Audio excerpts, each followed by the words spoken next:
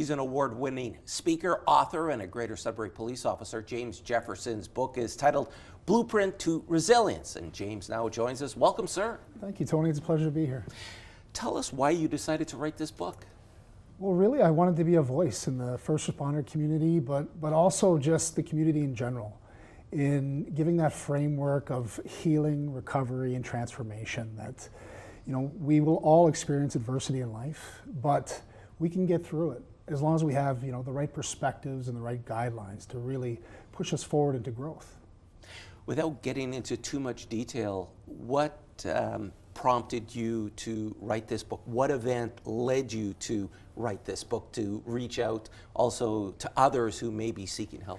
Well, I've been a police officer for 18 years now, and in that time I've experienced some critical events, and I was diagnosed with post-traumatic stress disorder about 10 years ago.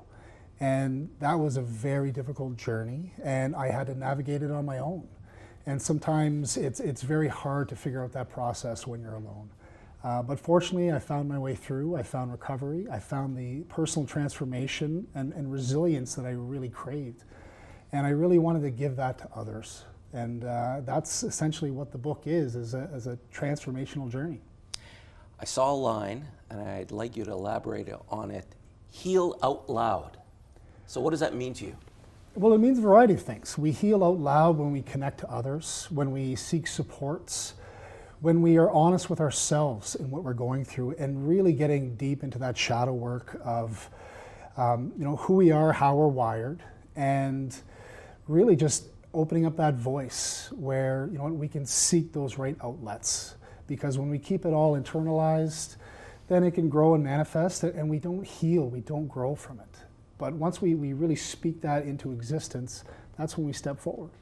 Do you find yourself and others, especially first responders, once they speak about trauma in their lives, what they've witnessed, they're so much better for it? Most definitely. Speaking and opening up is cathartic. And I encourage anyone to really find that voice, find their supports, and find their growth, whether that be, in terms of my book, how to really personally transform yourself, or seeking other supports or other outlets. Is it important to break down those stigmas? Because as men and even women, as a first responder, you're supposed to be tough, you're supposed to be resilient, but it's okay to show some emotion and also say, hey, we're human? We are human beings, and what I will say with police officers, we're dressed like superheroes, we do superhero things, but we're merely flesh, blood, and bone. And mental illness and really that adversity in life is a human problem.